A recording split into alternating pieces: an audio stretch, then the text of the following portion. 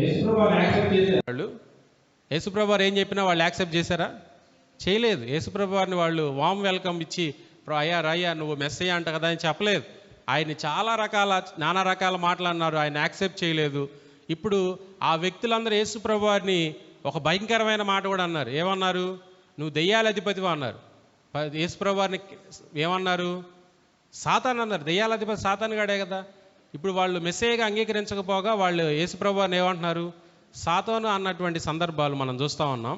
ఇప్పుడు యేసుప్రభు వారు నన్ను ఎలాగ ట్రీట్ చేస్తున్నారో మిమ్మల్ని కూడా అలాగే ట్రీట్ చేస్తారు. మీరు తోడేళ్ల మధ్యలోకి వెళ్తూ ఉన్నారు కాబట్టి మీరు జాగ్రత్తగా ఉండండి, మిమ్మల్ని మీరు జాగ్రత్తగా చూసుకోండి అని చెప్తున్నటువంటి సందర్భాలు. ఇప్పుడు సంఘానికి చర్చికి ఉన్నటువంటి సమస్య బయట నుంచి లేదు, ఎక్కడి నుంచి ఉంది? లోపల నుంచే ఉంది. అర్థమవుతుందా? మనకు సమస్య బయట నుంచి ఎప్పుడు రాదు, గుర్తుపెట్టుకోండి. మొదటి సమస్య మనకు ఎక్కడి నుంచి వస్తుంది? చర్చి లోపల నుంచే వస్తుంది సమస్య. చర్చి లోపల మత పిచ్చి కలిగిన వాళ్ళు చాలామంది ఉన్నారు. మత పిచ్చి కలిగిన వాళ్ళు, కుల పిచ్చి కలిగిన వాళ్ళు ఈరోజు చాలామంది మనకు కనపడతా ఉన్నారు. వాళ్ళకి ట్రెడిషన్స్ అంటే ఇష్టం, వాళ్ళకి మత సంబంధమైన ఆచారాలు అంటే ఇష్టం, వాళ్ళకి ఆ మత సంబంధమైనటువంటి ఆలోచనలు మాత్రమే వాళ్ళ జీవితంలో కనపడతా ఉంటాయి కదా. మతాచారాలు, మతాధికారులు వీళ్ళందరూ మనకు కనపడతా ఉంటారు. వాళ్ళు మాత్రమే కాదు, అబద్ధ ప్రవక్తలు, అబద్ధ బోధకులు కనపడతా ఉన్నారా మనకు ప్రపంచంలో. వీళ్ళు తోడేళ్ళు అన్నమాట. వీళ్ళు ఒకవేళ ఇప్పుడు జరుగుతున్న సిచ్యుయేషన్ మనం చూస్తే బైబిల్ని ఉన్నట్లుగా బోధించేటువంటి పరిస్థితులు మనకు ఎక్కడ కనపడలేదు. బైబిల్లో ఉన్నటువంటి సారాంశాన్ని గ్రహించి దాన్ని టీచ్ చేసేటువంటి చర్చెస్ కనుమరుగైపోతూ ఉన్నాయి. ఇటువంటి పరిస్థితుల్లో తప్పు బోధిస్తూ ఉన్నప్పుడు దాన్ని సరిచేయడానికి ఎవరైనా బాబు నువ్వు ఇలా బోధించావు, ఈ తప్పు ఇలా బోధించకూడదని ఎవరైనా చెప్తుంటే వాళ్ళు ఏమంటున్నారు? తిరిగి వాళ్ళపైన దాడి చేయడం, తిరుగుబాటు చేయడం. చర్చికి మతోన్మాదుల వల్ల మాత్రమే ప్రాబ్లం ఉంది, వేరే వాళ్ళ వల్ల ప్రాబ్లం లేదు. ఈ మతోన్మాదులు కేవలం హిందువుల్లో, ముస్లిమ్స్లో ఉంటారని మనం అపోహపడతా ఉన్నాం. లేదు, ఈ మతోన్మాదులు క్రైస్తవాన్ని మతంగా చేసుకునేటువంటి వ్యక్తుల్లో కూడా తిరుగుతూ ఉన్నారు. వాళ్ళు ఈ క్రైస్తవ్యాన్ని ఎలా పాటిస్తూ ఉన్నారు? మతాన్నిగా పాటిస్తూ ఉన్నారు. క్రైస్తవం ఒక ఆచారం కాదు, ఒక మతం కాదు. ఈ క్రిస్టియానిటీ అంటే ఇది ఒక ఇది ఒక మార్గం. దీనిలో వెళ్ళడం వల్ల, ఈ యేసుప్రభు వారిని మనం అంగీకరించడం వల్ల మనకు వచ్చేటువంటి ఆ నిత్య జీవం సంగతి బైబిల్ వేరే రకంగా బోధిస్తూ ఉంటే, కానీ ఈరోజు క్రైస్తవ్యాన్ని మతంగా చేసుకొని ఆచరించే వాళ్ళు ఎంతమంది ఉన్నారా లేరా? మీకు ఎదురుపడ్డారు ఎప్పుడైనా? ఎదురుపడ్డారా? ఆ తోడేలు స్వభావం కలిగిన వాళ్ళు ఏం చేస్తారు? మాట వేసి ఏం చేస్తారు? తోడేలు ఒకవేళ తోడేళ్ళని ఊహించుకుందాం.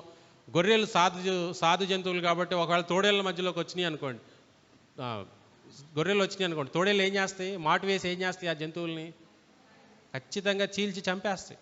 అర్థమవుతుందా? చీల్చి చంపేస్తాయి. ఆలోచించండి. ఇప్పుడు సంఘం తోడేళ్ళ మధ్యలో ఉందన్నమాట. తోడేళ్ళ మధ్యలో ఉంది.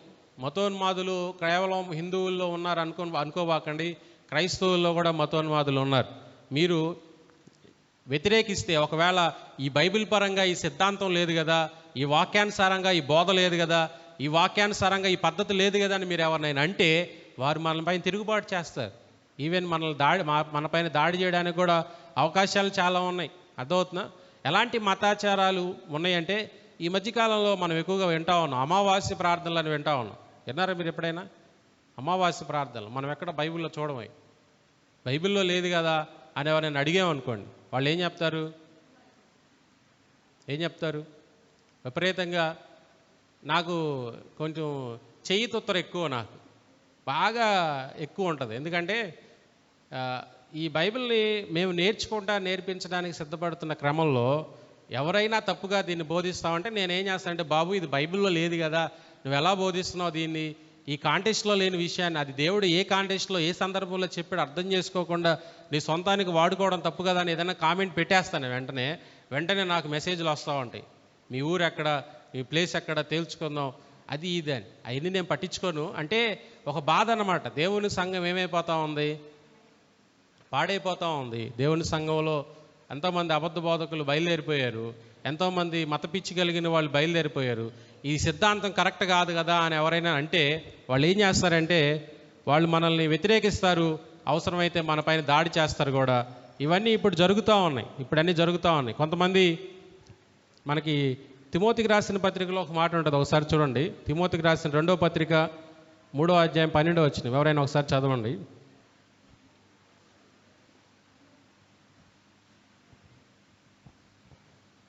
తిమోతికి రాసిన 2వ పత్రిక 3వ అధ్యాయం 12వ వచనం చదువుదామా?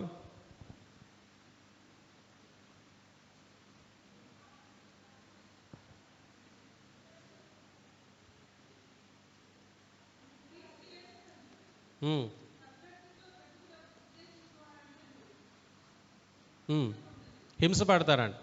క్రీస్తు యేసునందు సద్భక్తితో బ్రతుకును ఉద్దేశించిన వారందరూ ఏమవుతారు? హింసించబడతారు. అర్థమవుతుందా? హింసించబడతారు. అది చాలా జాగ్రత్తగా గుర్తుపెట్టుకోవాలి. మనం 31st రాగానే, డిసెంబర్ 31st రాగానే వాగ్దానాలు తీసేసుకొని, ఆ వాగ్దానాలు ఎందుకు ఇస్తారో దేనికి ఇస్తారో తెలియకుండా విపరీతంగా వాటిని పట్టుకొని ఇలాగే నన్ను దేవుడు దీవిస్తాడని చెప్పి భ్రమపడి ఒక సాతాను భ్రమలో సంఘాలు బ్రతుకుతూ ఉన్నాయి కదా. ఆ వాగ్దానాలు, ఆ మొక్కలను కట్ చేసే అధికారం మనకు ఎవరిచ్చారు? వాక్యాన్ని ఒక మొక్కగా కట్ చేసి సంఘాలకు ఇచ్చే అధికారం మనకు లేదు. ఆ బ్లెస్సింగ్స్, ఆ ప్రాస్పెరిటీ బోధలు బోధించేటువంటి అధికారం మనకు లేదు. మనం సంఘంగా, మనం నిజమైన శిష్యుడు, నిజమైన క్రైస్తవుడు ఈ లోకంలో శ్రమపడాలని బైబిల్ చెప్తా ఉంది. అర్థమవుతుందా? శిష్యుడు యేసుప్రభు వారు నిజంగా ఫాలో అయ్యేవాళ్ళు, యేసుప్రభు వారు నిజంగా ఫాలో అవుతున్నటువంటి శిష్యులైన వాళ్ళు ఈ లోకంలో శ్రమలు పడతారని, హింసలు పడతారని తిమోతితో పౌలు చెప్తా ఉన్నాడు. తిమోతి ఎఫెసీ సంఘంలో వర్క్ చేస్తూ ఉన్నప్పుడు అక్కడున్న పరిస్థితులు ఎలా ఉన్నాయి? తిమోతిని యాక్సెప్ట్ చేశారు? అక్కడున్న పరిస్థితుల్లో యాక్సెప్ట్ చేయలే. మతోన్మాదులు బయలుదేరిపోయారు, సంఘాన్ని గందరగోళం చేస్తూ ఉన్నారు. అందుకని తిమోతిని హెచ్చరిస్తూ ఉన్నాడు పౌలు, బాబు నువ్వు అక్కడే ఉండాలి, ఆ సంఘంలోనే, ఆ సంఘంలో నుంచి నువ్వు బయటికి రాకూడదు, అక్కడున్న పరిస్థితులు అంత బాగాలేదు, నువ్వు ఆ సంఘంలోనే ఉండి ఆ సంఘాన్ని రిఫార్మ్ చేయాలి. నువ్వు సంఘం పరిస్థితులన్నీ మార్చేయాలి. కొంతమంది లోకం మతము కావాలి, దేవుడు కావాలి అంటున్నారు. కొంతమంది సున్నతి కావాలి, కొంతమంది అది కావాలంటున్నారు. అలాంటి వ్యక్తుల్ని నువ్వు ఖండించాలి. వాళ్ళని ఎక్కించొద్దు, స్టేజి పుల్పీట్ ఎక్కించొద్దు. నువ్వు జాగ్రత్తగా బోధించు. వాళ్ళు ఏం చెప్తున్నారో జాగ్రత్తగా చూసుకో. వాళ్ళు చెప్పేదంతా కరెక్ట్గా చెప్పట్లేదు తిమోతి, నువ్వు జాగ్రత్తగా నువ్వు బోధించాలి, నువ్వు మంచి పోరాడాలి, ఆ సంఘం కోసం నువ్వు పోరాడాలని తిమోతి గారిని పౌలు ఏం చేశాడు? హెచ్చరించాడా? లేదు, హెచ్చరించలేదు. అలాగా హెచ్చరించేటువంటి పరిస్థితులు ఈరోజు కనపడట్లేదు మనకు కదా. సంఘాల్లో, ప్రాస్పరిటీలో, ఆశీర్వాదాల్లో, బ్లెస్సింగ్ దేవుడు ఇవ్వడని కాదు. మీరు నా నీతిని, నా రాజ్యాన్ని వెతకండి, మీకు కావాల్సినవన్నీ నేను ఇస్తానని ప్రభు అన్నాడు. మనం నీతిని, రాజ్యాన్ని వెతకం. మనకి ఈ వాక్యపు మొక్కే కావాలి. అసలు డిసెంబర్ 31st నైట్ ఇచ్చిన ఆ మొక్కే కావాలి తప్పితే మనం ఆ నీతిని, రాజ్యాన్ని వెతకం. దేవుడు భక్తిగా ఉంటే ఎంత బాగా మనల్ని చూసుకుంటాడో, అసలుకి నువ్వు భక్తిగా ఉండకపోయినా అన్యజనులు ఆయన ఎలా ప్రేమిస్తున్నాడో కూడా మనం చూస్తూ ఉన్నాం. అవునా కాదు? ఆయన నీతిమంతుల మీద, అనీతిమంతుల మీద వర్షం కురిపించే దేవుడు అని బైబిల్ చెప్తూ ఉంటే మనం అవన్నీ పట్టించుకోకుండా మన లోకంలో, మన భ్రమలో మనం బ్రతుకుతూ ఉంటాం. అందుకే సంఘం జాగ్రత్త పడాలి. మనం ఇప్పుడు బైబిల్ ఏం చెప్తా ఉందంటే, religion has always persecuted true believers. అంటే మతం ఎప్పుడు కూడా నిజమైన క్రైస్తవులు ఈ లోకంలో ఏం చేయనీదు? బ్రతకనీయదు కదా. మతం ఎప్పుడు బ్రతకనీయదు. మతం ఈ లోకంలో ఎప్పుడు మనల్ని బ్రతకనీయదు, ప్రశాంతంగా బ్రతకనీయదు, స్వేచ్ఛగా బ్రతకనీయదు. మనం చెప్పేది మతం అర్థం చేసుకోదు. ఆ మత పిచ్చి కలిగినటువంటి వ్యక్తులు అర్థం చేసుకోరు. వాళ్ళ భ్రమలోనే వాళ్ళు ఉండిపోతారు. ఎంత భయంకరమైన పరిస్థితుల్లో సంఘం ఉందంటే, సేవకుడిని ఆరాధించేటువంటి పరిస్థితుల్లో సంఘాలు వచ్చేసినాయి. అవునా కాదా?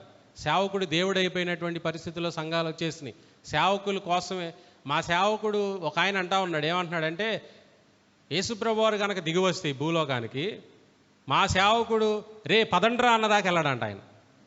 అంటే ఇప్పుడు ఏం చేయాలి వాళ్ళ సేవకుడు? ఆయన వచ్చాడురా పదండ్రా అంటే కానీ వీళ్ళు ఏం చేయరు, నిజంగా వెళ్ళిపోతారు అలాంటి వాళ్ళు. ఇప్పుడు ఆయన వచ్చి పదండ్రా అంటే వెళ్తారంట. అంటే ఇప్పుడు ఎవరు నమ్ముతున్నారు వీళ్ళ విశ్వాసం అంతా ఎవరి మీద? పాస్టర్ గారి మీద. దయచేసి అందుకే మీరు నా మీద విశ్వాసం పెట్టుకోబాకండి. అర్థమవుతుందా? మనందరం సంఘం బైబిల్ చెప్తుంది, మనందరం ఒకటే. అయితే నాకు బోధించే పని ఇచ్చాడు, మీకు ఇంకొక పని ఇస్తాడు, అంతే. మనందరం వేరు కాదు. ఇక్కడ కూర్చున్నాను కాబట్టి నేనేదో పెద్ద, అక్కడ కూర్చున్నారు కాబట్టి మీరు ఏదో చిన్న, ఏం లేదు. దేవుడి దృష్టిలో అందరూ సమానమే.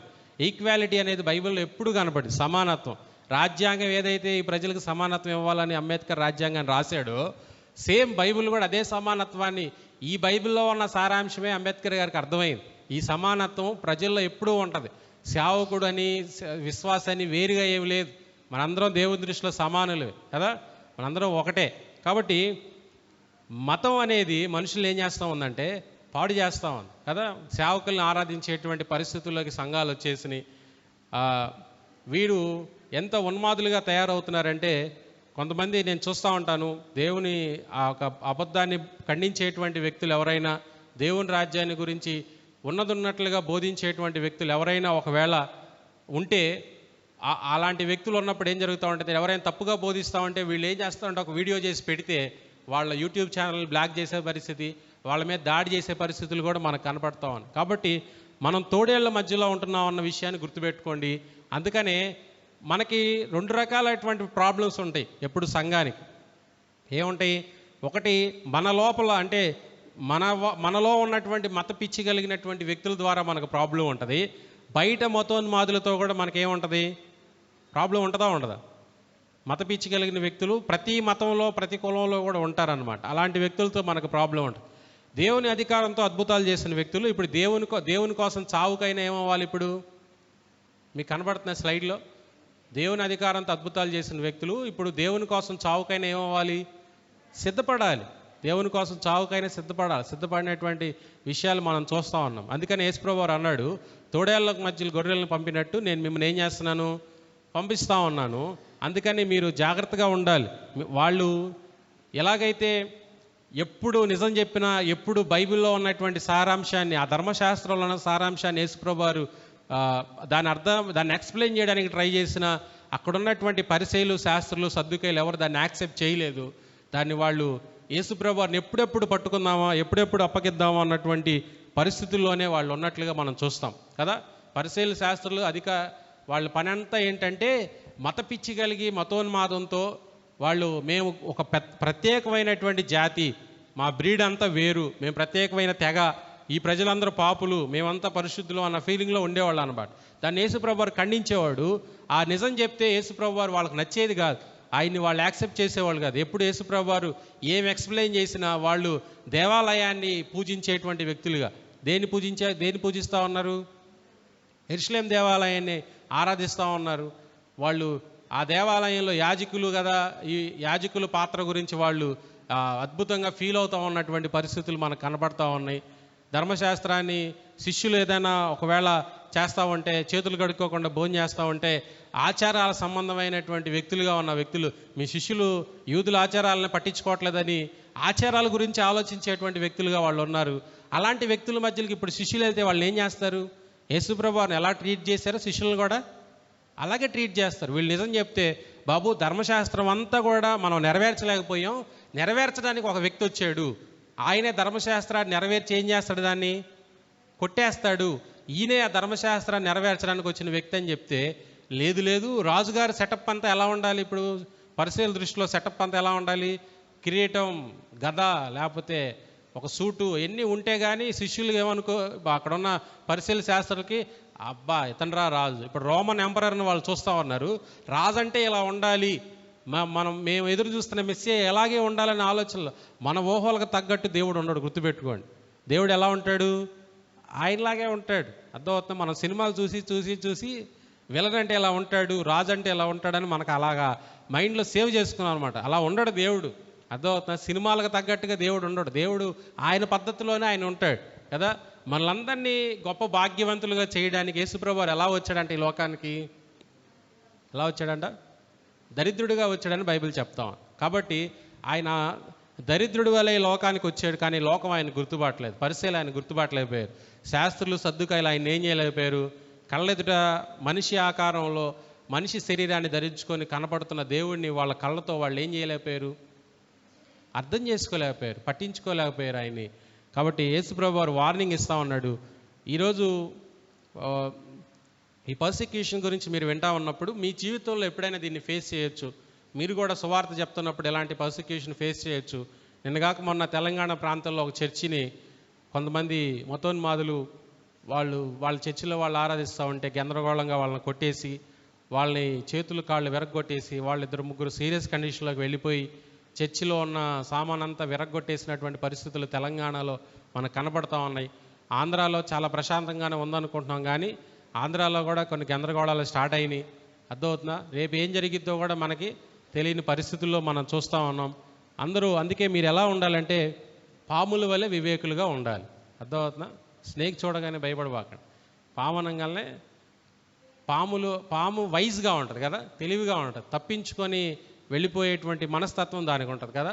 పాముల వల్ల వివేకులుగా అంటే పాములాగా వైజ్గా ఉండాలి. ఒకవేళ అలాంటి శ్రమ, అలాంటి హింస వచ్చినప్పుడు ఆ పరిస్థితుల్లో నుంచి ఎలా బయటికి రావాలి, వాదోపవాదాలు, వ్యాజ్యాలు, గొడవలు అవన్నీ మనకి అవసరం లేదు. మనం చెప్పాల్సిన నిజాన్ని చెప్తా ఉన్నప్పుడు మనకి ఏదైనా హింస ఎదురైతే మనం దానికోసం వాదోపవాదాలు పెట్టుకోవడం అవన్నీ మనకు అవసరం లేదు. మనం చెప్తాం, వాళ్ళు నమ్మకపోతే ఏం చేయాలి? అక్కడి నుంచి మనం వచ్చేయడానికి ప్రయత్నం చేయాలి.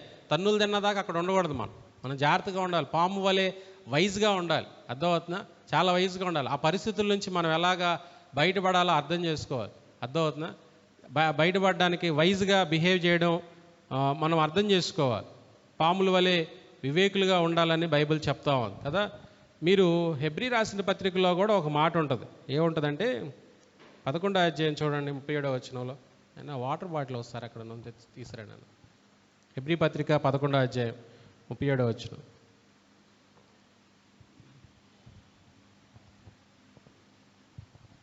చదవండి ఎవరైనా ఉంది.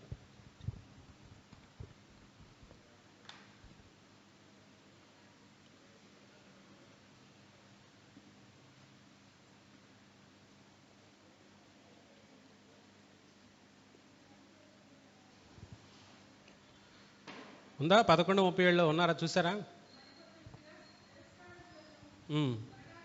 కొరడా దెబ్బలను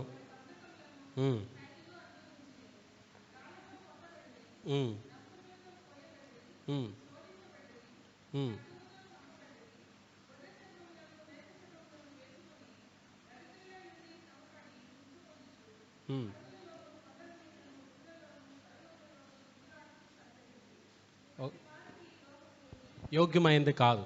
అర్థమవుతుందా? యేసుప్రభు వారిని ఆశ్రయించినటువంటి వ్యక్తులు ఈ లోకంలో వాళ్ళు ఎదుర్కొన్నటువంటి పర్సిక్యూషన్ గురించి బైబిల్ చాలా చక్కగా వివరించింది, చాలా చక్కగా చెప్పింది. అవి నమ్ముకున్న వాళ్ళు ఎవరు అంటే అందరూ కాదు, కొంతమంది ప్రశాంతంగా బ్రతికినట్లుగా బైబిల్లో మనం చూడం. యేసుప్రభు వారు నిజంగా సజీవయాగంగా వారి శరీరాలను సమర్పించుకొని దేవుని కొరకే బ్రతకాలి అనుకున్నటువంటి ఆశ కలిగిన వ్యక్తులు ఈ లోకంలో వాళ్ళు హింసించబడ్డారు, వాళ్ళు బాధ పెట్టబడ్డారని మనం బైబిల్లో చూస్తూ ఉంటాం చాలా సందర్భాలు. నిజమైన క్రైస్తవ జీవితం ఎప్పుడు కూడా శ్రమను ఎదుర్కొంటుంది. కొంతమంది తెలివిగల వాళ్ళు ఏం చేస్తారంటే వాళ్ళ ప్రవర్తన ద్వారా వాళ్ళు హింస ఎదుర్కొంటూ ఉంటారు కదా. వాళ్ళ చెడ్డ ప్రవర్తన ద్వారా ఇంట్లో ఎదుర్కొంటున్న హింసని చర్చిలో ఏం చెప్పడానికి ట్రై చేస్తారంటే క్రైస్తవుడిగా నేను ఎంత బాధపడుతున్నానంటే, క్రైస్తవురాలుగా నేను ఎంత హింసించబడుతున్నానని ఈ అకౌంట్లో వేయడానికి ట్రై చేస్తూ ఉంటారు. చాలా జాగ్రత్తగా ఉండాలి. మీరు మీ చెడ్డ ప్రవర్తన ద్వారా మీరు పడే హింస, మీరు పడే శ్రమని, ఒకవేళ మీరు బ్యాడ్ క్యారెక్టర్గా ఉంటే, మీ భర్త మిమ్మల్ని ఇబ్బంది పెడతా ఉంటే దాన్ని ఈ అకౌంట్లో వేయడానికి ట్రై చేయకూడదు. క్రైస్తవురాలుగా నేను నిజంగా హింస అనుభవిస్తున్నాను అని ఈ అకౌంట్లో వేయడానికి ట్రై చేయొద్దు. అర్థమవుతుందా? మీరు నిజంగా క్రైస్తవురాలుగా ఉంటే, క్రైస్తవుడిగా ఉంటే మీ ఇళ్లలోనే మీ సాక్ష్యాన్ని మీరు సంపాదిస్తారు. మీ హౌస్లో మీరు దేవునికి సాక్షులుగా ఉంటారు. మనకి బైబిల్ చాలా క్లియర్గా చెప్పిన విషయం ఏంటంటే యేసుప్రభు వారి శిష్యుల్ని అపోస్తల కార్యాల గ్రంథం 1వ అధ్యాయంలో అంటాడు, మీరు యెరూషలేములో, యూదయలో, సమరయలో ఎలా ఉంటారు? నాకు పరిశుద్ధాత్మ మీ మీదకి వస్తాడు, అప్పుడు మీరు నాకు సాక్షులుగా ఉంటారని చెప్పాడు. ఇప్పుడు ఫస్ట్ ఎక్కడి నుంచి స్టార్ట్ అవ్వాలి? యెరూషలేము నుంచి స్టార్ట్ అవ్వాలి. యెరూషలేములో నుంచి అంటే సొంత ఊరు, సొంత ఇల్లు, సొంత ఫ్యామిలీలోనే నీ సాక్ష్యం బాగుండాలి. ఇక్కడ లేకుండా నేను వెళ్ళి బయట సాక్షిగా ఉంటాను. సాక్ష్యం అన్న పదానికి కూడా మీనింగ్ మారిపోయింది ఈ రోజుల్లో. నాకు క్యాన్సర్ గడ్డ కరిగిపోయింది, తలనొప్పి ఎగిరిపోయింది, అవి కాదు సాక్ష్యం అంటే. బైబిల్లో దాన్ని ఎవరు సాక్ష్యాలు అనరు. సాక్ష్యం అంటే బైబిల్లో ఒకే ఒక సాక్ష్యం ఉంది. ఏంటంటే శిష్యులు చెప్తారు, మేము ఆయన మరణానికి, ఆయన పునరుద్ధానానికి సాక్షులుగా ఉన్నామని చెప్తారు. అది సాక్ష్యం. సాక్ష్యం అంటే ఏంటంటే యేసుప్రభు వారు మనందరి కొరకు చనిపోయాడు, ఆయన తిరిగి లేచాడు. అది ఈ పుస్తకం తేటతెల్లంగా చెప్తుంది. అది చరిత్రలో కూడా లిఖించబడింది. ఆయన సజీవుడుగా ఉన్నాడని, నేటికి ఆయన సమాధి ఖాళీగా ఉంది, దానికి మేము సాక్షులం. అది సాక్ష్యం. ఇంకా అంతకంటే వేరే సాక్ష్యం ఏం లేదు. గుర్తుపెట్టుకోండి. ఈలో మైక్ పట్టుకొని సాక్ష్యం అని చెప్పి గంటలు ఏది పడితే అది చెప్తే సాక్ష్యం అయిపోదు. నాకు తలనొప్పి తగ్గించాడు, మళ్ళీ ఏమొస్తుంది తలనొప్పి? గట్టిగా అరిస్తే మీరు మీ ఆయన మీద తలనొప్పి మళ్ళీ వస్తారా? అర్థమవుతుందా? తలనొప్పి వచ్చేసింది ఆటోమేటిక్. కొంతమంది పొద్దున్నే కాఫీ తాగకపోతే వచ్చింది. అది సాక్ష్యం కాదు. అర్థమవుతుంది? అవన్నీ మేలులు చేస్తూ ఉంటాడు. కామన్గా అవి మన జీవితంలో జరిగిపోతూ ఉంటాయి. అవన్నీ సాక్ష్యాలు కాదు. అది మీరు నోట్ చేసుకోవాలి. అయితే పర్సిక్యూషన్ గురించి మనం జాగ్రత్తగా స్టడీ చేస్తున్నాం కాబట్టి, పాముల వల్ల వివేకులుగా ఉండాలంట, పావుల వల్ల ఎలా ఉండాలంట, నిష్కపటులుగా ఉండాలంట. ఒక బాగా ఆంక్షలు ఉన్నటువంటి ఒక ముస్లిం కంట్రీలో, బాగా ఆంక్షలు ఉన్న ఒక ముస్లిం కంట్రీ, మీకు తెలుసు కదా ముస్లిం కంట్రీ చాలా ఆంక్షలు ఉంటాయి, వాళ్ళకి చాలా రూల్స్ ఉంటాయి. అలాంటి కంట్రీలో ఒక వ్యక్తి ఏం చేశాడంటే మెకార్థర్ ప్రసంగాల్ని, మెకార్థర్ గారు తెలుసా మీకు? మెకార్థర్ గారు చాలా అద్భుతమైన ప్రసంగికుడు. మెకార్థర్, నా దగ్గర మెకార్థర్ స్టడీ బైబిల్స్ కామెంటరీస్ ఉన్నాయి, మీరు కొనుక్కోండి, చాలా కొంచెం కాస్ట్ ఉంటాయి, కానీ చాలా అద్భుతమైన విషయాలు బైబిల్ని చాలా చక్కగా ఎక్స్ప్లెయిన్ చేస్తాడు ఆయన. ఆ మెకార్థర్ గారి ప్రసంగాల్ని ఒక ఆయన, యేసుప్రభు వారి మీద విశ్వాసం ఉంచిన ఒక ఆయన ఏం చేశాడంటే, మా దేశంలో కూడా ఈ ప్రసంగాలు వినాలి అని చెప్పి వాటిని వాళ్ళ దేశంలో ఒక రేడియో టేపుల్గా వినిపించడం, ట్రాన్స్లేట్ చేసి వినిపించడం అలవాటు చేసుకున్నాడు. ఆ ప్రసంగాలు రేడియో టేబుల్లో విన్నటువంటి, ఒక ఆడియో టేబుల్లో విన్నటువంటి ఒక ముస్లిం యంగ్ మ్యాన్, ఒక ఉమెన్ ఏం చేసిందంటే యేసుప్రభు వారిని నమ్ముకుంది. యేసుప్రభు వారిని నమ్ముకున్న తర్వాత ఆమెకి ఒక అమెరికాలో ఒక యూనివర్సిటీలో ఆమె ఏమైపోయిందంటే అక్కడ చదువుకోవడానికి వెళ్ళిపోయింది. యేసుప్రభు వారిని నమ్ముకుంది, ఆ టేపులు విని రక్షించబడింది. అమెరికా ప్రాంతానికి వెళ్ళి అక్కడ ఒక యూనివర్సిటీలో ఆమె చదువుకోవడం ప్రారంభం చేసింది. అక్కడి నుంచి క్రిస్మస్ సెలవులకి మళ్ళా వాళ్ళ ముస్లిం కంట్రీకి మళ్ళీ వెళ్ళింది. ఆ క్రిస్మస్ సెలవులకి వెళ్ళినప్పుడు వాళ్ళ బాబాయ్, వాళ్ళ డాడీ వాళ్ళ బ్రదరు ఈమె క్రైస్తవురాలుగా మారిందన్న విషయాన్ని గమనించి కుర్చీ తీసుకొని ఆమెను విపరీతంగా కొట్టడం స్టార్ట్ చేశాడు. కుర్చీ విరిగిపోయింది, ఆమెకు విపరీతమైన ఒంటి నిండా గాయాలు అయిపోయినాయి. అయితే వాళ్ళ డాడీ అప్పుడే ఇంటికి వచ్చి చూశాడు, కొడతా ఉన్నాడు. ఆ టైంలో వాళ్ళ డాడీ వచ్చి గబగబా ఆమెను పట్టుకొని వెళ్ళిపోయి హాస్పిటల్కి తీసుకెళ్ళిపోయి హాస్పిటల్లో జాయిన్ చేసేసి, అమ్మ నువ్వు ఇక్కడ ఉండటం సేఫ్ కాదు, నువ్వు మళ్ళా ఈ గాయాలు తగ్గిన తర్వాత హాస్పిటల్ నుంచే మళ్ళీ నువ్వు అమెరికా వెళ్ళిపో అని చెప్పి అమెరికా మళ్ళీ ఆమె యూనివర్సిటీకి ఆమెను పంపించేశాడు. పంపించిన తర్వాత డైరెక్టర్లు అందరూ సెలవులో అవ్వకుండానే తిరిగి వచ్చేసినటువంటి ఆ అమ్మాయి దగ్గరికి వెళ్ళారు. ఏం జరిగిందమ్మా, సెలవులు అయిపోలేదు కదా, వెంటనే వచ్చేసావని చెప్పి ఆ డైరెక్టర్లు అందరూ కూర్చొని ఆమె ఇంట్రాగేట్ చేస్తూ ఉంటే ఆమె విషయాలన్నీ విన్నారు. ఈమె పరిస్థితి బాగాలేదు, ఏమైనా ఈ దేశంలో ఉన్న మెకార్థర్ దగ్గరికి ఏమైనా తీసుకెళ్లాలని నిర్ణయించుకొని ఆ ముస్లిం యువతని తీసుకొని మెకార్థర్ దగ్గరికి వెళ్ళారు. అక్కడికి వెళ్ళిన తర్వాత మెకార్థర్ గారు ఆమె చెప్పిన విషయాలన్నీ విన్నాడు, ఎలా రక్షించబడిందో, ఎలాగ విశ్వాసం చూపించిందో అవన్నీ విన్న తర్వాత మెకార్థర్ గారు ఒక ప్రశ్న అడగాలనుకున్నాడు. ఏం అడగాలనుకున్నాడంటే, అమ్మా ఇంత చెప్పావు కదా, ఇంత బాగానే ఉంది, ఆయన కొడతా ఉన్నప్పుడు నీకేమనిపించింది, నువ్వేం చేయాలనుకుంటున్నావు, నీకేమనిపించిందంటే అవన్న మాట ఏంటంటే, అతనికి ఒక మతం ఉంది, ఆ మతం కొరకు అతను ఏం చేస్తాడు, నన్ను చంపేస్తాడు, నాకు ఒక రక్షకుడు ఉన్నాడు, ఆయన కోసం నేను చనిపోతాను అందంట. అర్థమవుతుందా? యేసుప్రభు మీద విశ్వాసం అంటే కేవలం నేను ఆయన మీద విశ్వాసం ఉంచాను కాబట్టి అన్నీ నాకు వచ్చేయాలి అనుకోవడం విశ్వాసం కాదు. విశ్వాసం అంటే ఏంటంటే ఆయన కోసం నేను కోల్పోవడానికైనా ఇష్టపడడమే నిజమైన విశ్వాసం. అర్థమవుతుందా? నేను పొందుకోవడం, నాకు రావడం మాత్రమే. ఇప్పుడు ఫెయిత్ అదొక తప్పుడు బోధ, వర్డ్ ఆఫ్ ఫెయిత్ అనేటువంటి ఒక తప్పుడు బోధ కూడా ప్రపంచంలో స్టార్ట్ అయిపోయింది. నీ విశ్వాసంతో నువ్వేం పలుకుతావో నువ్వు అది పొందుకుంటావు, అదంతా కంప్లీట్గా సాతాను బోధ అన్నమాట. అది కాదు విశ్వాసం అంటే. విశ్వాసం అంటే ఈయన మీద నేను విశ్వాసం ఉంచుతున్నాను, నా జీవితంలో నాకు వచ్చినా రాకపోయినా నాకు ఈయనే కావాలి, నేను చనిపోయినా పర్వాలేదు, చావుకైనా సిద్ధమే, నాకు ఈయన మీద విశ్వాసం ఉంది, నన్ను ఈయన రక్షిస్తాడు, నన్ను ఈయన నిత్యరాజ్యంలో ఉంచుకుంటాడు. ఏం జరిగినా యోబు విశ్వాసం ఎలా ఉంది? అన్నీ ఉన్నప్పుడు విశ్వాసం, అన్నీ కోల్పోయిన తర్వాత విశ్వాసం. అన్నీ కోల్పోయిన తర్వాత కూడా అదే విశ్వాసం, మారలేదు విశ్వాసం. అది నిజమైన విశ్వాసం. యేసుప్రభు మీద నేను విశ్వాసం ఉంచాను కాబట్టి నాకు కార్లు వచ్చేయాలి, నాకు బంగ్లాలు వచ్చేయాలి, నాకు ఇల్లు వచ్చేయాలి అనుకోవడం కాదు, అది విశ్వాసం కాదు. అర్థమవుతుందా?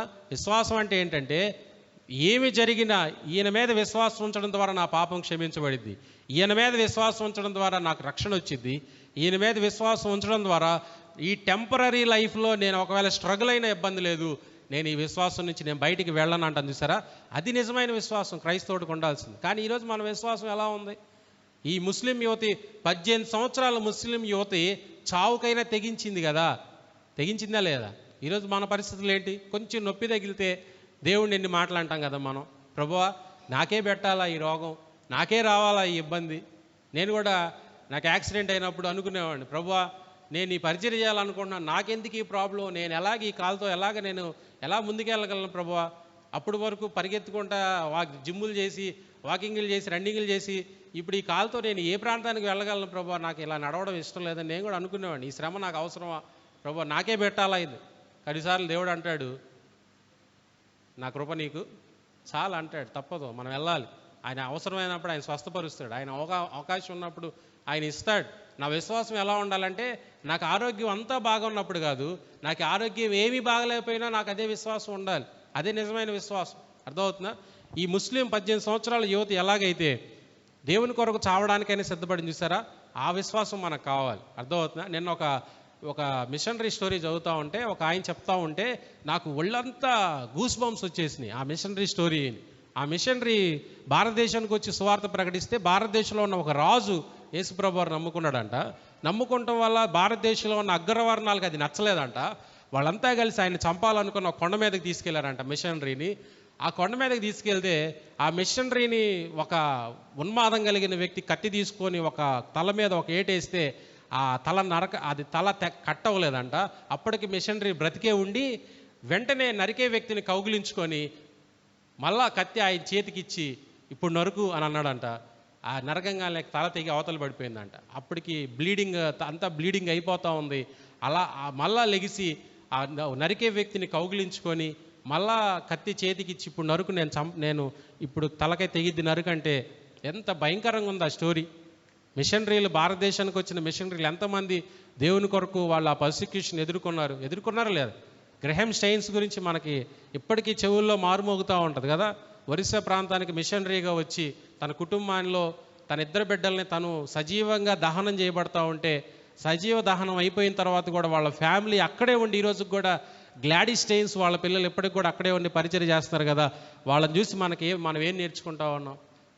క్రైస్తవ జీవితం అనేది ఎప్పుడు పూల పాన్పు కాదనేది గుర్తుపెట్టుకోండి. ఎప్పుడు ఒకేలాగా ఉంటుందని గుర్తుపెట్టుకోండి. ఒకేలాగా ఉండదు. మన లైఫ్ మారిపోతూ ఉంటుంది. దేవుని కొరకు మనం స్టాండ్ అవ్వాలనుకున్నప్పుడల్లా, భక్తిలోకి లోతుగా వెళ్తూ ఉన్నప్పుడల్లా మనం ఎదుర్కొనే పరిస్థితులు వేరుగా ఉంటాయి, మనం వెళ్ళేటువంటి సిచ్యుయేషన్స్ వేరుగా ఉంటాయి. అందుకనే అయితే మనం ఏ పర్సిక్యూషన్ ఎదుర్కొంటున్నప్పటికీ మనం వైజ్గా, పాముల వల్లే వైజ్గా ఉండటం మర్చిపోకూడదు. పావురం వల్ల ఎలా ఉండాలంట? నిష్కపటలుగా ఉండాలంటే అర్థం ఏంటంటే, హింసకి ప్రతిహింస ఎప్పుడు కూడా క్రైస్తవుడు చేయకూడదు. ఏం చేయకూడదు? హింసకి ప్రతిహింస ఎప్పుడు కూడా చేయకూడదు. కీడికి ప్రతి కీడు ఎప్పుడు ఎవరికి చేయొద్దని రామపత్రికలో పౌలు గారు అంటాడు. మనకి ఒకవేళ మనం ఎదుర్కోవడం మాత్రమే, మనం తిరిగి ఎవరిని కూడా హాని చేయడానికి మనకు అధికారం లేదు. ఒకవేళ చచ్చిపోతాం, ఇబ్బంది లేదు. వాళ్ళ మీద మనం దాడి చేయాల్సిన అవసరం లేదు. మనం చూస్తాం క్రైస్తవులుగా హింసను ఎదుర్కొన్నటువంటి వ్యక్తుల్లో పీటర్ను మనం చూస్తాం. పేతురు గారు తలకిందులుగా సిలువ వేయబడ్డాడు. మీరు చూశారు కదా, తలకిందులుగా సిలువ వేయబడ్డాం. మీకు ఇబ్బందిగా ఉంటుంది ఈ ఇమేజెస్ అన్ని చూడడానికి, అయినా తప్పదు, మనం నేర్చుకోవాలి కాబట్టి చూస్తూ ఉన్నాం. పేతురు గారు ఆ పర్సిక్యూషన్, యేసుప్రభు వారి స్వయాన శిష్యుడు ఆయన. సంఘం ఆయన ద్వారానే స్టార్ట్ అయింది. అంటే ఆయనే కీ ఇచ్చి యేసుప్రభు వారు ఇచ్చిన ఆజ్ఞ ప్రకారం పేతురు గారి మీద, నీ ద్వారానే నేను సంఘం స్టార్ట్ అవుతుంది అన్నట్లుగానే పేతురు గారు చెప్పిన ప్రసంగం 3000 మంది విని రక్షించబడి ఏమైంది? సంఘం అపోస్తుల గ్రంథంలో స్టార్ట్ అయింది. అద్భుతాలు చేసిన వ్యక్తి, ఎంతోమందిని స్వస్థపరిచిన వ్యక్తి, చివరికి ఆయన ఎలా చనిపోయాడో మనం చూస్తూ ఉన్నాం. ఆంద్రే ఎలా చనిపోయాడో మనం చూస్తూ ఉన్నాం. అర్థమవుతుందా?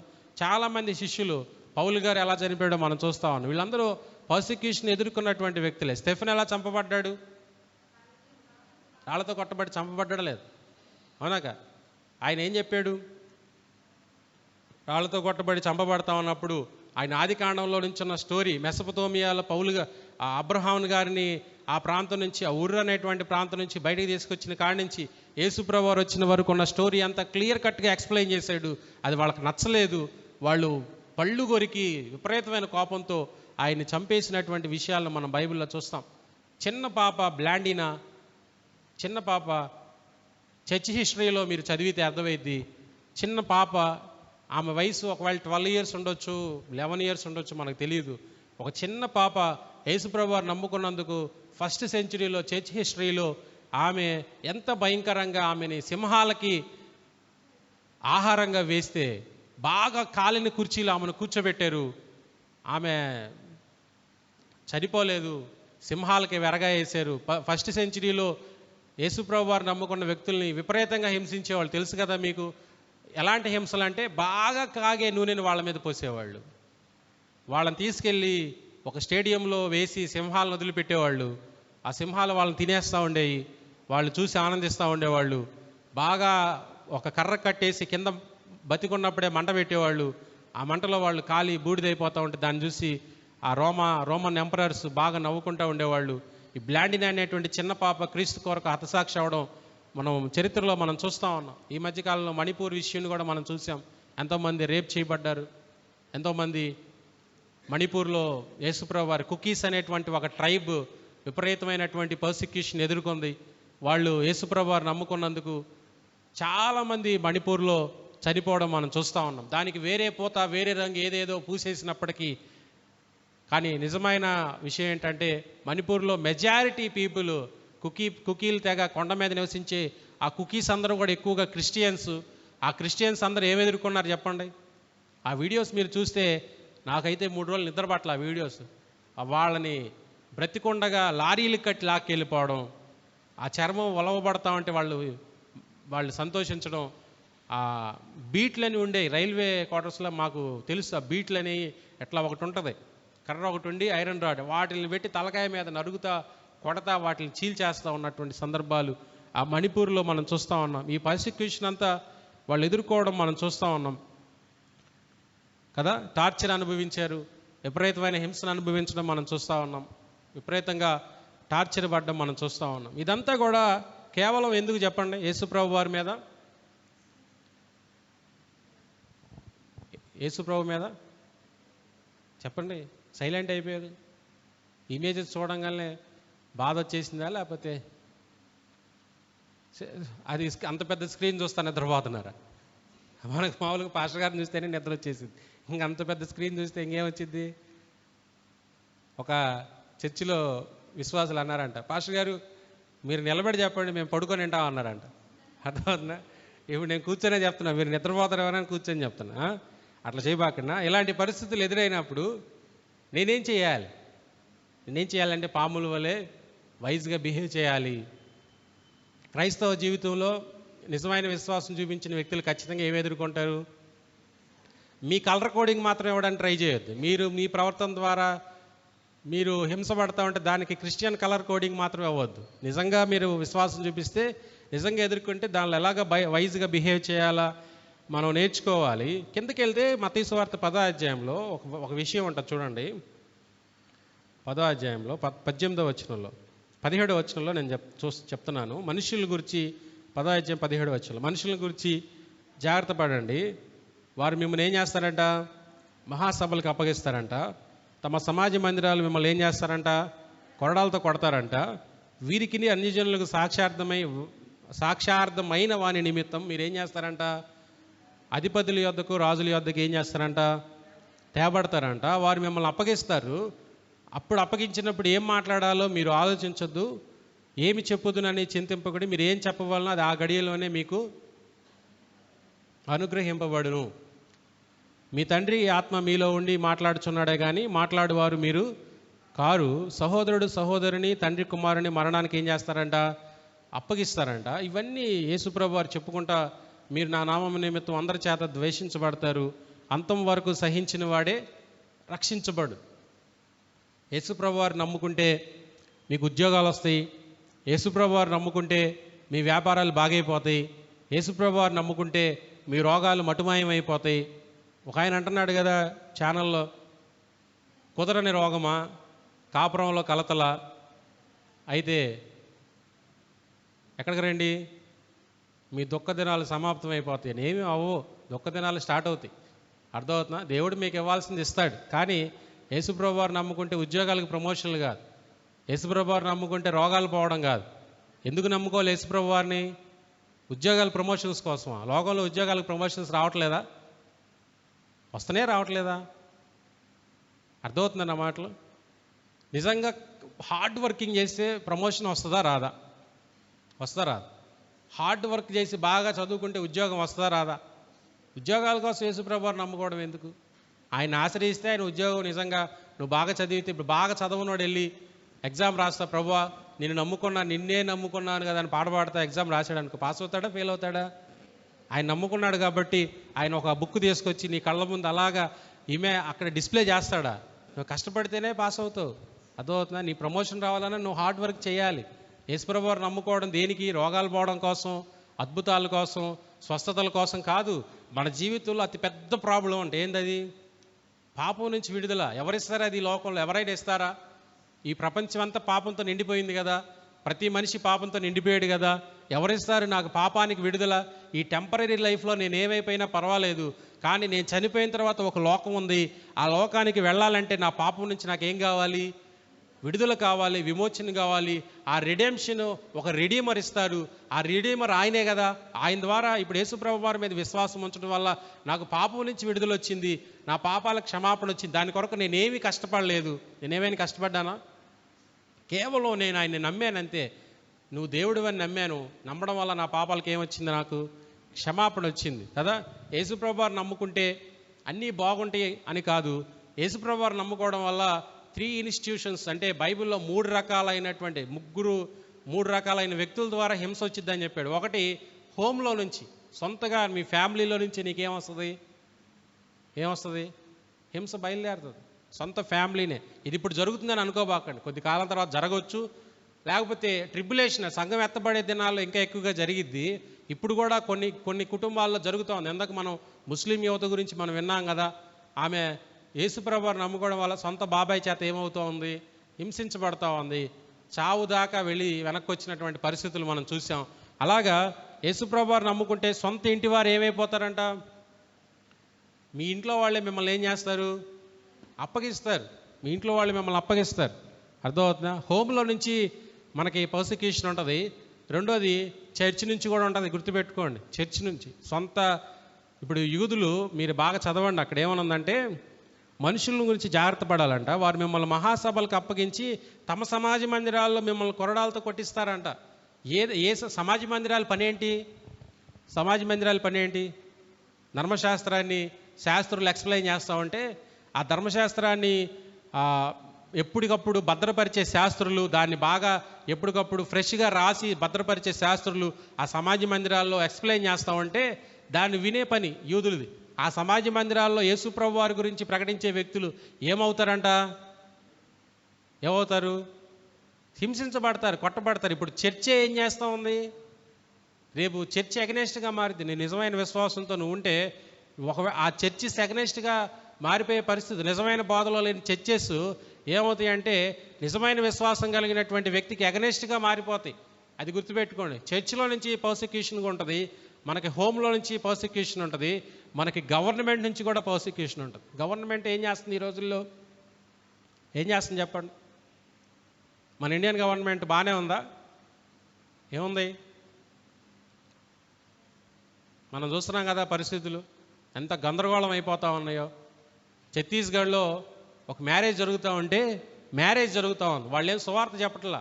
ఛత్తీస్గఢ్లో ఒక మ్యారేజ్ జరుగుతూ ఉంటే నిన్నగాక మొన్న ఒక వారం 1 వీక్ బ్యాక్ జరుగుతున్న మ్యారేజ్లోకి వెళ్ళి పెళ్లి కూతుర్ని పెళ్లి కొడుకుని కొట్టిపడేసి క్రైస్తవ వివాహం మా ఊర్లోనే చేస్తామంటారని చెప్పి స్టేజ్ని గందరగోళం చేసి వచ్చిన బంధువులందరినీ కొట్టేశారు. మతోన్మాదులు గందరగోళం అయిపోతున్నటువంటి పరిస్థితులు మనం చూస్తూ ఉన్నాం. ఇదంతా నేను మిమ్మల్ని భయపెట్టడానికి చెప్పట్లేదు. కేవలం ఒకరోజు మన జీవితం ఇలా ఉండబోతుంది. ఒకవేళ ఇలాంటి పరిస్థితులు వస్తే మీరేమనుకోవాలి చెప్పండి? చర్చిగా మీరేమనుకోవాలి? మా పాస్టర్ గారు దీని గురించి ఆ రోజే ఎక్స్ప్లెయిన్ చేసాడు కాబట్టి మాకేమీ ఇబ్బంది లేదు, దీన్ని ఎదుర్కోవాలి, దీనికోసం మేమేం బాధపడాల్సిన అవసరం లేదని చెప్పాడని మీరు అనుకోవాలి. అర్థమవుతుందా? ఒకవేళ మీరు అనుకోకపోతే ప్రాబ్లం వస్తుంది. అర్థమవుతుంది. దీని గురించి నాకు ఎప్పుడు చెప్పలేదు ఇలా వస్తుందని. ఇలా అంటే నేను నమ్ముకునే కాదని అనే మాట రాకుండా ఉండడం కోసం ముందుగానే అవేర్నెస్ అనమాట. ఆ వెర్సెస్ మనం ఏదైతే verse by verse chapter by chapter study చేస్తూ వస్తున్నామో దాని గురించి మనకి గందరగోళానికి గురి కాకుండా ప్రతిదాని గురించి కూడా మనం స్కిప్ అవ్వకుండా జాగ్రత్తగా స్టడీ చేస్తూ వస్తున్నాం. కొంచెం ముందుకెళ్దాం మనం. అందుకని మనం ఏం చేయాలంటే ఈ పర్సిక్యూషన్, మీరు నా నామము నిమిత్తం అందరి చేత ద్వేషించబడినప్పుడు మీరు అంతం వరకు ఏం చేయాలంట? ద్వేషించబడతారు కాబట్టి అంతం వరకు ఏం చేయాలి? మనం సహించాలి. అంతం వరకు సహించిన వాడే ఎప్పటి వరకు? సహనం ఎప్పటి వరకు చెప్పండి? We have to endure persecution ఎప్పటి వరకు? మన పర్సిక్యూషన్ని మనం భరించాలంట, సహించాలంట. ఎప్పటి వరకు అంట? ఎండ్ అంటే మన చనిపోయే వరకు, ఎండ్ ఆఫ్ ద డే, ఆ చివరి రోజు వరకు కూడా, మనం మరణించే వరకు కూడా, లేకపోతే యేసుప్రభు వారు వచ్చేంత వరకు కూడా మనం ఏం చేయాలి? ఆ ఎండింగ్ వరకు కూడా, చివరి వరకు కూడా మనం దాన్ని సహించాలి, చివరి వరకు కూడా మనం భరించాలి. అంటే ఎందుకు ఈ మాట అంటున్నాడంటే, మధ్యలోనే యేసుప్రభు వద్దని వెళ్ళిపోయే వాళ్ళు ఉంటారు. ఎట్లాగైతే మాకు యేసుప్రభు వద్దండి, మాకు అది ఇస్తాడని ఇది ఇస్తాడని వచ్చాం, మాకు ఈ బాధలు శ్రమలు అంటే మాకు వద్దండి. ఇక్కడ బాధపడటం, ఇక్కడ శ్రమ పడటం టెంపరీనే. కానీ ఒక ప్లేస్ ఉంది కదా, అక్కడ ఎన్ని సంవత్సరాలు, ఎన్ని యుగాలు బాధలు పడతాం? కొన్ని కోట్ల యుగాలు, సంవత్సరాలు అక్కడ మనం బాధపడతాం. అక్కడ బాధపడే కంటే యేసుప్రభు వారి కోసం ఇక్కడ టెంపరీ లైఫ్లో బాధపడడం మేలు కదా? మేలా కాదు? ఇది మేలు. అర్థమవుతుందా? ఇక్కడ హాయిగా బ్రతికి అక్కడ చనిపోయి అక్కడ మనకి ఒక రూల్ జరుగుతూ ఉంది. పెద్దలు చెప్తా ఉంటారు, రే నువ్వు ఇప్పుడు కనుక కష్టపడ్డావు అంటే రేపు మనం ఏమవుతాం? ఈ 10th క్లాస్ పాస్ అయ్యి డిగ్రీ ఫినిష్ చేసామంటే ఒకరోజు ఏమవుతావు? ఇప్పుడు వద్దురా, ఎంజాయ్, ఇప్పుడు కష్టపడరా, రేపు 10th క్లాస్ ఎగ్జామ్స్ వస్తున్నాయి. మీ పిల్లలకి అయ్యే చెప్తున్నారు కదా. ఎంజాయ్ చేస్తే ఏమవుతారు? అన్నీ ఎఫ్లు పడతాయి, అన్నీ ఎఫ్లు పడతాయి. అవునా? పడతాయా పడవ? ఫెయిల్ ఫెయిల్ ఫెయిల్ ఫెయిల్, మళ్ళీ రాయాలి, మళ్ళీ అవుదా బ్యాక్లాగ్స్ అవంతే ఉంటాయి. ఆస్తి సంపాదించుకున్నట్టు, సబ్జెక్టులు సంపాదించుకుని అట్లా పెట్టుకుంటాం. ఆ బ్యాక్లాగ్స్ సంవత్సరాలు గడిచిపోతూ ఉంటాయి. మనతోటి మన ఫ్రెండ్స్ అందరూ అన్ని ఇంటర్మీడియట్ డిగ్రీలు అయిపోయి ఏమైపోతూ ఉంటారు? ముందుకెళ్తూ ఉంటారు. మనం మాత్రం అక్కడే ఉంటాం. అందుకని యేసుప్రభు వారు నమ్ముకున్న వాళ్ళు కూడా ఇప్పుడు కొంచెం కష్టపడ్డారు అనుకోండి, రేపు ఏమవుతారు? మీరు శాశ్వత కాలం యేసుప్రభు వారితో నివాసం చేసే పరిస్థితులు ఉంటాయి. ఇప్పుడు కష్టపడతారని రూలేం లేదు. ఒకవేళ కష్టపడాల్సిన పరిస్థితి వస్తే, ఒకవేళ దేవుడు మనకి పర్మిషన్ ఇచ్చి ఆంధ్రాలో చీరాల్లో కూడా మీరు కష్టాలు పడాలరా అని పర్మిషన్ ఇస్తే ఎర్రజెండ ఎన్ని ఇవ్వాలి అనుకొని వెళ్ళకూడదు మనం. అర్థమవుతుందా? ఓకే ప్రభువా, నేను కష్టపడతాను నీకోసం, నేను ఇబ్బంది పడతాను. అర్థమవుతుందా? మనం ఐఎల్టీడీ కంపెనీ దగ్గరికి వెళ్తే ఒక మాట అంటది, పోరాడితే పోయేదేం లేదు, బానిస సంఖ్యలు తప్ప అని. అర్థమవుతుందా? అవి మనకొద్దు. మనం ఆ టైప్ కాదు. మనం ఏ టైపు? ఎంత కష్టం వచ్చినా ఓర్చుకునే మనస్తత్వం, అంత ఇబ్బంది కలిగినా సహించే మనస్తత్వం, అది మనకు దేవుడు నేర్పించాడు. యేసుప్రభు వారే ఏం చేశాడు? దేవుడు శరీరాన్ని ధరించుకున్నప్పుడు ఏం చేశాడు? ఆయన ఏమయ్యాడు? ఆయన్ని పూలతో స్వాగతం పలిగారా? ఆయన్ని సింహాసనం వేసి కూర్చోబెట్టారా? ఏం చేశారు? ఆయన్ని సాతాన్ అన్నారు, కొరడాలతో కొట్టారు, ఉమ్మూసారు, ముళ్ళ కిరీటం పెట్టారు, మేకులు కొట్టారు, కాళ్ళతో తన్నారు, అవమానించారు. ఇన్ని ఘోరమైన హింసలు. ఆయన ఎలా ట్రీట్ చేయబడ్డాడో ఆయన నమ్ముకున్న వాళ్ళు కూడా అంతే ట్రీట్ చేయబడతారు. యోహాను సువార్తలో అంటాడు, లోకం నన్ను ద్వేషిస్తుంది కాబట్టి అది మిమ్మల్ని కూడా ఏం చేస్తుంది? ద్వేషిస్తుంది. ఖచ్చితంగా ద్వేషిస్తుంది. లోకం మనల్ని ద్వేషిస్తుంది. అయినా పర్వాలేదు, మీరు జాగ్రత్తగా ఉండండి, నా యొద్ద నిలిచి ఉండండి, నాతో పాటు ఉండండి, మీకు నేను తోడుగా ఉన్నానని చెప్పి యేసుప్రభు వారు ఎప్పుడూ ఎక్స్ప్లెయిన్ చేస్తూ ఉన్నాడు. కాబట్టి ఈ వెర్సులన్నీ మళ్ళా మనం ఒకసారి, మీరు 24 వచ్చినా కూడా ఒకసారి చూడండి. శిష్యుడు బోధకుని కంటే అధికుడు కాదు, దాసుడు యజమానుని కంటే అధికుడు కాదు. శిష్యుడు తన బోధకుని వలన, దాసుడు తన యజమానుల వలన ఉండిన చాలును. ఇంటి యజమానునికి బయల్జెబూలని వారి పేరు పెడితే తన ఇంటి వారికి కూడా ఏం పేరు పెడతారు? యేసుప్రభు వారికి సాతాను, దయ్యాల అధిపతి అని పేరు పెడితే ఆయన సంబంధులకు కూడా ఏం పేరు పెడతారు? నిద్రపోతున్నారా? దయ్యాల అధిపతులనే పేరు పెడతారు, సాతాన్లనే పేరు పెడతారు. వేరే ఏమైనా పేరు పెడతారా? పేరు పెడతారు కదా. కాబట్టి మీరు వారికి ఏం చేయొద్దు? భయపడొద్దు. Don't fear. అర్థమవుతుందా? మీరు వాళ్ళకి భయపడొద్దు. మీరు ఏం చేయాలంట? మరుగైనది ఏది బయలుపరచకూడదు. ఈరోజు ఏం చేశారు అదేమి రేపు చెప్పకుండా, రేపు ఏమి బయటికి చెప్పకుండా ఉండదు, చెప్పబడకుండా ఉండదు. రహస్యమైనది ఏదియో తెలియబడకపోదు. చీకట్లో నేను మీకు చెప్పేది మీరు ఏం చేయండి? వాళ్ళతో గుర్తుపెట్టుకోండి, రహస్య క్రైస్తవులు యేసుప్రభు వారు యాక్సెప్ట్ చేసేటువంటి వ్యక్తులు కాదు. అర్థమవుతుందా? యేసుప్రభు వారు ఈ చెప్తున్న ఈ కాంటెక్స్ట్లో ఏమంటున్నాడంటే, మీరు పబ్లిక్ ముందు నన్ను ఏం చేయండి? ఒప్పుకోండి, నాకు సాక్షులుగా ఉండండి. మీరు వాళ్ళకి భయపడొద్దు, మీరు పబ్లిక్గా నన్ను ఒప్పుకోండి. అర్థమవుతుందా? పబ్లిక్గా ఒప్పుకోండి. ఒకవేళ మీకు ఏదైనా ప్రాబ్లం వచ్చి మీరు క్రైస్తవుల పేతురుని అడిగారు, నువ్వు యేసుప్రభు వారితో ఉన్నావు అంటే, అబ్బే నాకు తెలియదండి, నాకు అసలు సంబంధమే లేదన్నాడు పేతురు. మీరు అలా చేయకూడదు. మీరేం చేయాలి? వారికి భయపడొద్దు. మీరేం చేయాలి? మీరు నాకు సాక్షులుగా, అందరి ముందు నాకు సాక్షులుగా ఉండాలి. మీరు వాడికి భయపడద్దు అంట. ఏమంటున్నాడంటే యేసుప్రభు వారు, 2 పిచ్చుకలు కాసుకు అమ్మబడును కదా, అయినను మీ తండ్రి సెలవు లేక వాటిలో ఒక్కటైనను నేలను ఏందంట పడదు. మీ తల వెంట్రుకలన్నీ, నేను 10వ అధ్యాయంలో 29వ వచనం చదువుతున్నాను, ఇప్పుడు 30వ వచనంకి వచ్చా. మీ తల వెంట్రుకలన్నీ లెక్కింపబడి ఉన్నాయో కనుక మీరేం చేయొద్దు, భయపడొద్దు. మీరు అనేకమైన పిచ్చుకల కంటే శ్రేష్ఠులు. మీ హెయిర్ మీరు ఎప్పుడైనా లెక్కేసుకున్నారా? నా కౌంట్ తెలుసు అన్నాను, వాళ్ళ చేతులు ఎత్తండి. ఎన్ని పడిపోయినాయో, మీరు స్నానం చేసేటప్పుడు ఎన్ని ఊడిపోతున్నాయో మీకు ఏమైనా కౌంట్ ఉందా? హెడ్లో ఉన్న హెయిర్ కౌంట్ ఉందా? కానీ దేవుడికి మన కౌంట్ తెలుసు. అర్థమవుతుందా? నీ గురించి, నీకంటే, నీ భర్త కంటే, మీ పిల్లల కంటే, మీ సమాజం కంటే, మీ నైబర్స్ కంటే, మీ కొలీగ్స్ కంటే ఎవరికి బాగా తెలుసు? దేవుడికి బాగా తెలుసు. ఎందుకని తెలుసు బాగా? ఎందుకు తెలుసు చెప్పండి? ఆయన తయారు చేశాడు కాబట్టి. ఆయన తల్లి గర్భంలో ఉన్నప్పుడు ఎవరు క్రియేట్ చేసింది? ఈ సిస్టమ్ నేను తయారు చేశాను అనుకోండి, దీని గురించి ఒకవేళ ఎవరికైనా ప్రాబ్లం వస్తే నేనేం చేస్తాను? బాబు దాని గురించి నాకు అంతా తెలుసు, నేను వస్తాను ఉండని చెప్పి నేను వచ్చి రెక్టిఫై చేయడానికి, ఆ ప్రాబ్లం క్లారిటీ, ఆ ప్రాబ్లంలో క్లారిటీ రావడానికి నేను ప్రయత్నం చేస్తాను. మన గురించి ఎవరికి బాగా తెలుసు?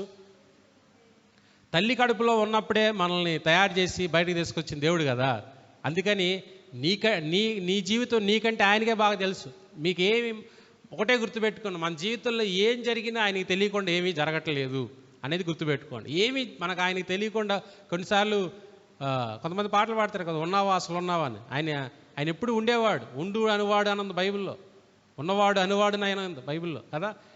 ఆయన ఎప్పుడు ఉండేవాడు. ఆయనకి తెలియకుండా మన జీవితంలో ఏది జరగదు.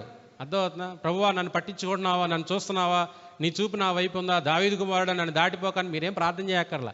మీకు ఆయన గురించి, మీ గురించి అంతా ఆయనకి తెలుసు. మీరేం చేస్తున్నారు ఆయనకి తెలుసు. బైబిల్లో కీర్తనకారుడు బాగా ఎక్స్ప్లెయిన్ చేసిన కీర్తన ఒకటి ఉంది, ఏం తెలుసా?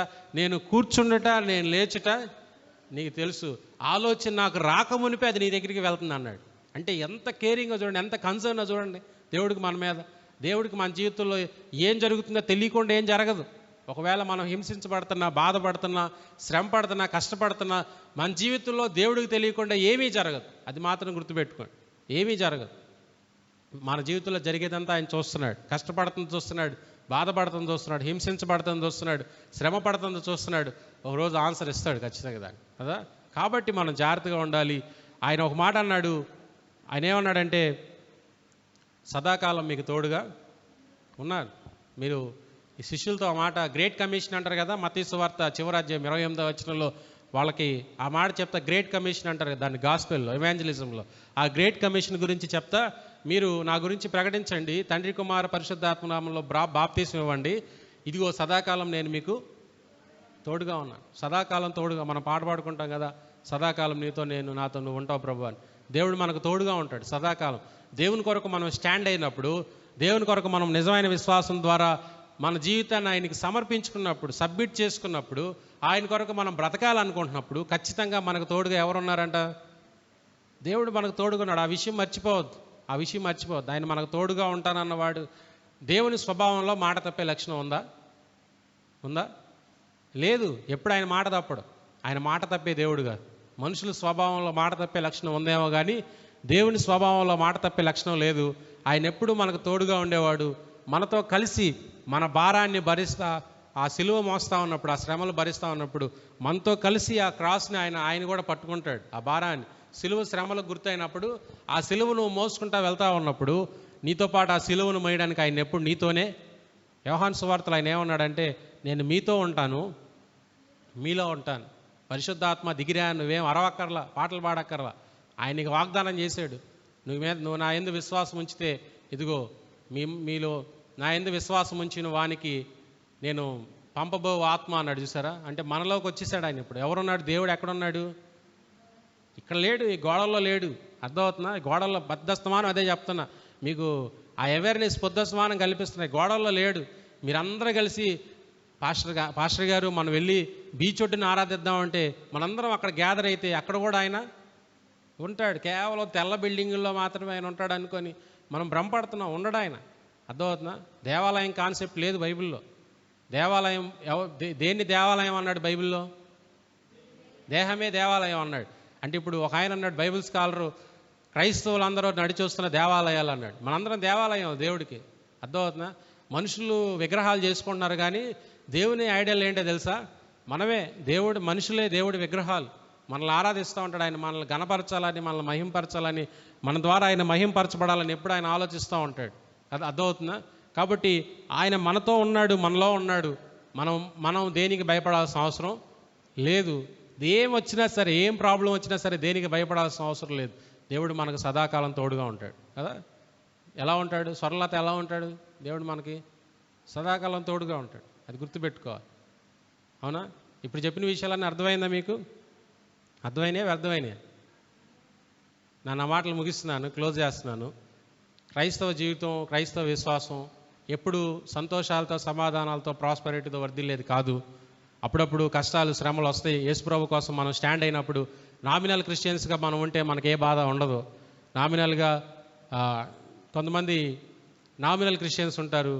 వాళ్ళు ఎలా అంటే సండే వస్తే వాళ్ళకి ఉదయం పూట యేసుప్రభు వారు, మధ్యాహ్నం పూట చికెనో మటనో గుర్తొస్తుంది, తింటారు, అయిపోద్ది, సండే అయిపోద్ది. మళ్ళీ సోమవారం నుంచి యాజ్ యూజువల్ లైఫ్, పనులకి వెళ్ళిపోతారు. మళ్ళీ యేసుప్రభు ఎప్పుడు గుర్తొస్తాడు? శనివారం రాత్రి గుర్తొస్తాడు. ఆదివారానికి మళ్ళీ ఆయన్ని ఆచరణలో పెట్టేస్తారు. వాళ్ళకి ఏ ప్రాబ్లం ఉండదు. అర్థమవుతుందా? ఎవరైతే ప్రతిరోజు ఆయనతో ఉండి, ఆయనతో సంబంధం కలిగి, ఆయన కొరకు జీవిస్తా, ఆయన్ని ప్రకటించాలని కాలేజీకి వెళ్తా ఉన్నాను. నేను కాలేజీకి వెళ్తే నా తోటి కాలేజ్ స్టూడెంట్కి నేను ఎలా ప్రకటించాలి? నేను ఆఫీస్కి వెళ్తా ఉన్నాను. నా ఆఫీస్లో నా కొలీగ్కి నేను యేసుప్రభు గురించి ఎలా చెప్పాలి? ఈ తపన కలిగిన వాళ్ళకి ఎప్పుడూ ప్రాబ్లమ్సే. అర్థమవుతుందా? నేను స్కూల్కి వెళ్తా ఉన్నాను. నా తోటి స్టూడెంట్కి నేను యేసుప్రభు గురించి ఎలా ప్రకటించాలి? దేవుని కొరకు వీళ్ళని ఎలా సంపాదించాలి? నాకు ఇచ్చిన రక్షణ చాలా విలువైంది, ఈ రక్షణ వీళ్ళకు కూడా రావాలి, వీళ్ళు కూడా రక్షించబడాలని తపన పడేటువంటి వ్యక్తులు, దేవుని కొరకు వాళ్ళని సమర్పించుకున్న వ్యక్తులు ఈ లోకం ఎప్పుడు మంచిగా ఆహ్వానం పలకదు. వాళ్ళకి ఎప్పుడు కష్టాలు ఉంటాయి, శ్రమలు ఉంటాయి, బాధలు ఉంటాయి అని బైబిల్ చాలా క్లియర్గా చెప్తా ఉంది. కాబట్టి మీరు ఈ విషయాలను మైండ్లో సేవ్ చేసుకోండి. ఎప్పుడైనా ఇలాంటి పరిస్థితులు ఎదుర్కొన్నప్పుడు, ఆ రోజు పాస్టర్ గారు చెప్పాడు, మనం వైజ్గా ఉండాలి, హానికి కీడికి ప్రతికీడు చేయకూడదు. ఎలాంటి పర్సిక్యూషన్ వచ్చినప్పుడు అక్కడి నుంచి తప్పించుకునే పరిస్థితులు మనం జాగ్రత్తగా అలవాటు చేసుకోవాలి. దేవుడు అనుమతిస్తే చావడానికైనా ఏమవ్వాలి? సిద్ధపడాలి. ఈ మనసులో ఈ విషయాలు, ఈ కాంటెస్ట్ అంతా మా ఆత్మీయ జీవితాలకు ఎటువంటి ప్రయోజనాన్ని మాత్రం అనుకోబాకండి. సంఘం అన్ని విషయాలు నేర్చుకోవాలి. కేవలం కొన్ని విషయాలను మాత్రమే మనం నేర్చుకోవడం కాదు, అన్ని విషయాలు. బైబిల్లో ఏ విషయాన్ని అవసరం లేదనుకుంటే దేవుడు మనకి ఇవ్వడు కదా. అర్థమవుతుందా? బైబిల్లో చాలా విషయాలు ఉన్నాయి, మీకు అవన్నీ అవసరం లేదని దేవుడు ఏం చేశాడు? ఎన్ని పుస్తకాలుగా ఇచ్చాడు? 66 పుస్తకాల్లో దేన్ని తీసేయడానికి లేదని మళ్ళీ ప్రకటన గ్రంథంలో వార్నింగ్ ఇచ్చాడు. దీనిలో ఏమి కలపడానికి అవ్వదు, ఏమి తీసేయడానికి అవ్వదు అన్నాడు. అందుకే ఏమి తీసేయడానికి వీల్లేదు. మొత్తం చర్చించాల్సిందే, మొత్తం నేర్చుకోవాల్సిందే. ఈరోజు మనం ఏం నేర్చుకున్నామో అది మనం మళ్ళీ బైహార్ట్ చేయాల్సిందే. ఇంటికి వెళ్ళిన తర్వాత మళ్ళీ స్టడీ చేయాల్సిందే. మీరు ఆ పని చేయాలి. ఇంటికి వెళ్ళిన తర్వాత ఏం చేయాలి? మేము ఇంత కష్టపడి పీపీటీస్ రెడీ చేసి ఎంత చక్కగా మీకు మళ్ళీ విజువలైజ్గా ఎక్స్ప్లెయిన్ చేస్తే అర్థమైందని మీకు ఇలాగ చెప్పడానికి కారణం ఏంటంటే, మీరు దీని విషయమై జాగ్రత్త పడి మళ్ళీ ఇంటికి వెళ్ళిన తర్వాత మళ్ళీ స్టడీ చేస్తారా. ఇంత కష్టపడి చెప్పిన తర్వాత ఇంటికి వెళ్ళిన తర్వాత ఏం చెప్పాడమ్మా పాస్టర్ గారు? నాకు ఒక అలవాటు ఉంది, ఎవరైనా చర్చికి వెళ్ళి వస్తే ఏం చెప్పాడు ఈరోజు పాస్టర్ గారు అని అడుగుతా. ఎవరినైనా అడుగుతా, మా అమ్మని కూడా అడుగుతా ఉంటా. మా అమ్మ ప్రేయర్కి వెళ్ళి వస్తే, అమ్మ ఈరోజు ఏం చెప్పారంటే, ఇంకా ఒక్కసేపు గుండె జారిపోతూ ఉంటుంది. ఏం చెప్పాడు 100 రూపాయలు ఇచ్చినాడు గుర్తుంటాడు, 1000 రూపాయలు ఎవరికైనా అప్పిస్తే గుర్తుంటుంది. ఎవడైనా ఒక మాట అంటే సంవత్సరాలు యుగయుగాలు గుర్తుంటుంది. కానీ చెప్పిన వాక్యం మాత్రం అప్పుడే ఎగిరిపోదు. అర్థమవుతుందా? నేను మిమ్మల్ని ఎవరైనా అడిగితే, ఈరోజు మా పాస్టర్ గారు పర్సిక్యూషన్ గురించి, హింస గురించి చెప్పాడు. క్రైస్తవులుగా హింసను ఎలాగ ఫేస్ చేయాలి, ఒకవేళ భారతదేశంలో ఇప్పుడున్న పరిస్థితులు అలాంటి హింస వస్తే నేను ఎలాగ ఫేస్ చేయాలో నేను నేర్చుకున్నాను. పాము వల్లే వైజ్గా ఉండాలి, పావురం వల్లే నేను కీడుకు ప్రతికీడు చేయకూడదని, నేను ఎదురొడ్డి నిలబడాలని, దీనికోసం నేను నేర్చుకున్నాను. ఏం చేయాలి? మీరు చెప్పాలి. అర్థమవుతుంది? ఏం చెప్పాడు? ఏదో ఒక బొమ్మ వచ్చిందండి అని చెప్పబాకండి. అర్థమవుతుందా?